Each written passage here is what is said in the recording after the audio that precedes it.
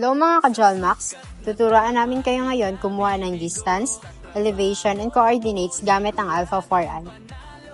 Susubukan natin kunin ang mga to na ang base ay nasa rooftop habang ang rover ay nasa ground. Makikita natin na ito ay nag-fix pa rin. Kumuha tayo ng data.